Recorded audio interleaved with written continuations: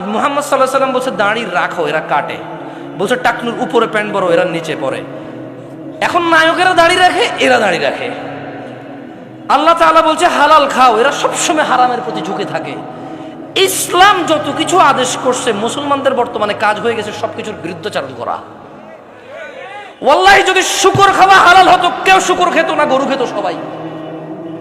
যদি মদ খাওয়া হালাল হতো, এই মুসলমানরা মদের প্রতি এত আকৃষ্ট থাকতো না, সবাই পানের প্রতি থাকতো আকৃষ্ট। যদি সুদ আর ঘুষ খাওয়া হালাল হতো, তাহলে আজকের যে মুসলমান আমার চোখের সামনে আসি, আমরা আমার মনে হয় এরা কেউ সুদ আর ঘুষ খেত না।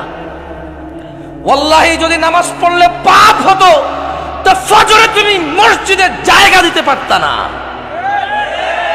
গান শুনলে পাপ হয়, কনসার্টে জায়গা হয় না। গান শুনলে পাপ হয়, কনসার্টে জায়গা হয় না।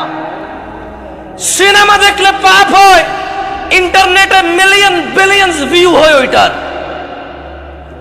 বাবা মায়ের সাথে বেয়াদবি করলে পাপ হয়, কোন সন্তান তার বাপ মায়ের কথা শোনে না। একটা সামান্য মেম্বার, ইউনিয়ন মেম্বার, ও বেটা এখন 2 লাখ টাকা খরচ করলে হওয়া যায়। কি আগের যুগ আছে সম্মান? তো আমি রাজনীতি বক্তব্য দিচ্ছি না, ফ্যাক্ট বলতেছি, নিজের উপরে নিয়েন না কেউ। আমি রাজনীতি বুঝি কম, তাই বলি না। আমার শত্রু বানায় শুধু শুধু নিজের শত্রু বাড়ায়েন না। আমি নিরীহ মানুষ, মনে আপনার কষ্ট যাবে শুধু, বাস।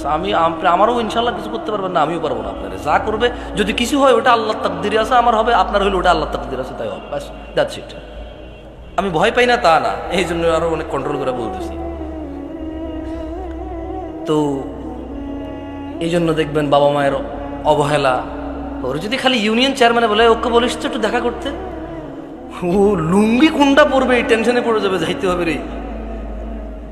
ওর বাপ মা ওকে ডেকে পাঠাইলেও বলো যে আসতেছি, বলে দিস পরে আসতেছি।